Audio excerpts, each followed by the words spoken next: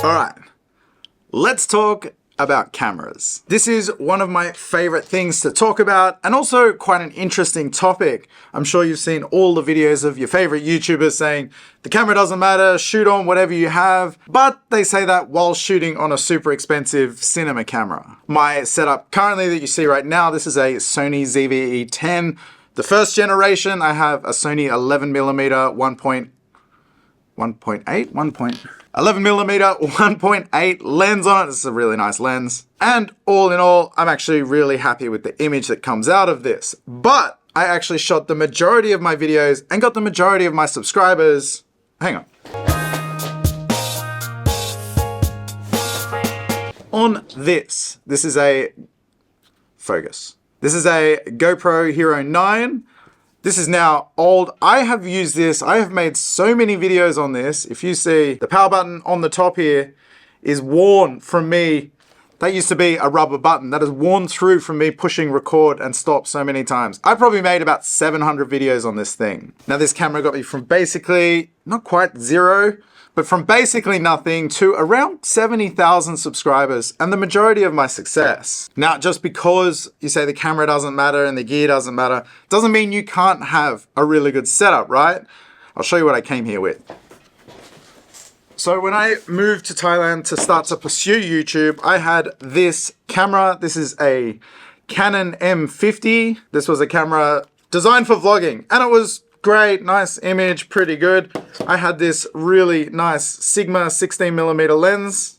This is a 16mm 1.4. Really, really nice lens. But what I found was the setup was actually holding me back. What I believe, especially at the beginning, is to focus on your videos, focus on the storyline, focus on getting good at taking nice shots, framing your shots correctly, exposing them, getting the right lighting, making sure your audio is good. All these things, when you have a camera like this that doesn't have a good stabilization inbuilt into it, the framing is a little bit difficult to get right. If I want to shoot with a fast aperture, I constantly have to re-expose the camera. I had to use an ND filter to block a lot of the light. This is just one whole extra skill that was actually taking away a whole thing I was learning, that was taking away from my ability to be able to make great videos. When I upgraded to the GoPro, it was simply for ease of use. And this was the best decision I made as a filmmaker because all of a sudden I was able to get really good shots really, really easily.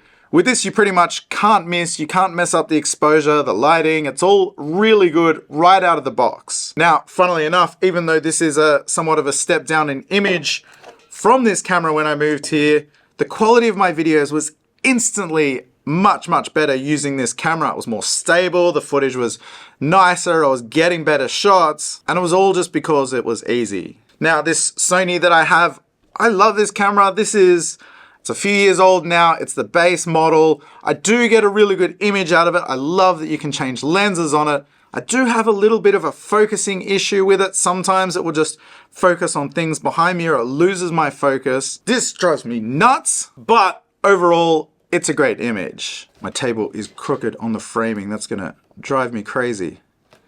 Better. Now, my go-to camera currently is a DJI Action 4. This is in a Ulanzi case so that I can clip my microphone onto the top here. I have microphone adapter cable that I need to use for that. I just have that microphone on here at the moment. This is a really, really good camera right out of the box. Basically, I had to upgrade my GoPro. This wasn't waterproof anymore. So coming into Songkran last year, I needed something because of that. That button's worn out. Also, the side power button is completely worn, if you can see. Focus. There we go. Completely screwed. I've just used this camera up so much. So I upgraded to the DJI Action 4. These are both good in their own ways. The audio out of this is incredible right out of the camera with no microphone needed. The audio out of this is god awful. So right now I am filming on two cameras side by side. This GoPro does not have a microphone attached. But the DJI, I have a directional mic on and you can hear the difference in audio quality right away. I do prefer the image out of this, but this is still an exceptional image.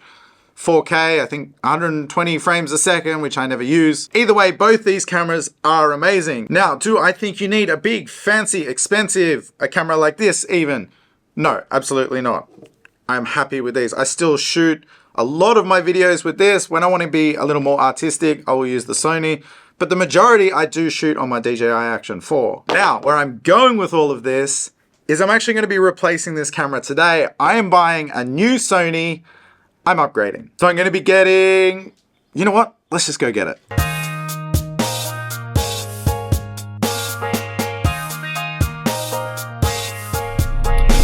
Hello, hello. Hey, man. How you doing? Chilling, man. How you doing? Good, good.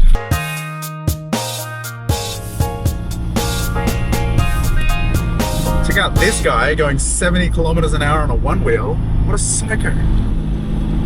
Oh, he's got a rear view mirror on his hand. Boss.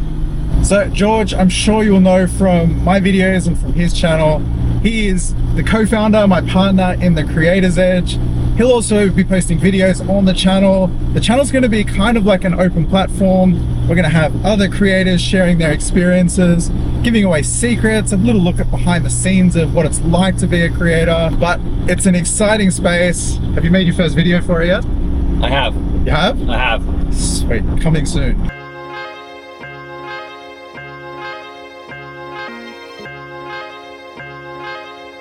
Sony A6700. Okay, complicado. Thank you so much. Hey.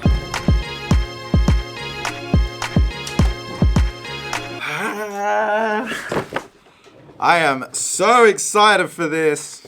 Oh, I shot the whole first half of this video without my backlight. Hang on. That's better. Look, I like how it lights up all this. So this is the Sony A6700, and I'll tell you why I bought this camera.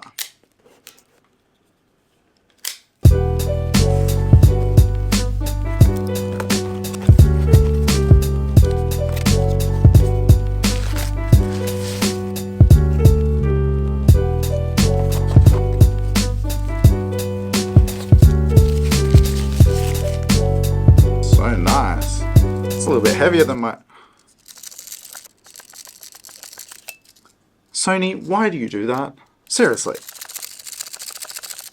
I'll cut them off, don't worry.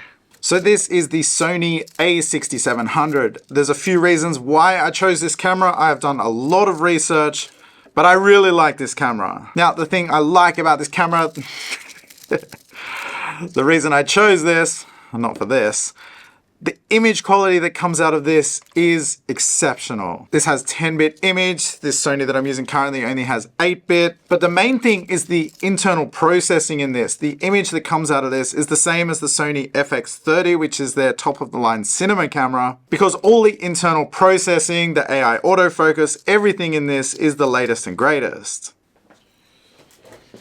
Another advantage is I bought just the camera body because all the same lenses from my Sony ZV E10 fit onto this camera, such as this Tamron 10 to 18 millimeter. Ooh, that feels nice. This is a nice big heavy lens. This camera has a little bit more weight than this. Ooh, I like it.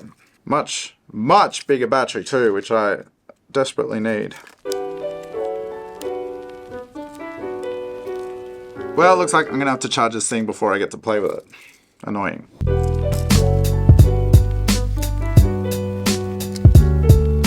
All right, now here's the issue with this purchase I've just made. This cost me 50,000 baht, which is this much. This is a considerable investment for me for something that's going to get me basically no extra reward. I already have a camera that gets a really nice image, which I don't use all the time. I have this camera, which I use the other half of the time. This upgrade isn't going to get me a single extra view or maybe a single extra cent. This is purely just for my artistic pleasure. While I am going to get a better image, the majority of people won't notice that. Anyway, where I'm going with all of this is when people say the camera really doesn't matter, It really doesn't. This is just purely, like I said, for my artistic pleasure to get slightly nicer shots and a slightly nicer image. The majority of people won't notice that. These cameras are also really hard to use. I need to be constantly adjusting things like the shutter speed. I have a variable ND filter that I'm constantly adjusting. This is a look at my latest ND filter. This is a Peter McKinnon ND filter. This was actually a gift from my friend Mac TV. Thank you, Mac. This thing is amazing. All these things make getting the shot so much harder. So when starting out, I do recommend using something like an action cam or a phone. Phones have incredible cameras these days. Don't go blowing the bank on your first camera. Like I said, I came out here thinking I was going to shoot all my videos on this. I shot a handful and then I've never used it again. This was a waste of money. This Sony has been awesome and I've just reached the limit and it's time to upgrade. Again, this has now cost me an extra couple of $1,000s for very, very little gain. So for now, I'm gonna charge this up. I'll go take it outside, have a play with it. I will end this with some cinematic shots. If you are new here and you are into anything about YouTube, make sure to subscribe. Stay tuned for the Creator's Edge. It's coming very, very soon.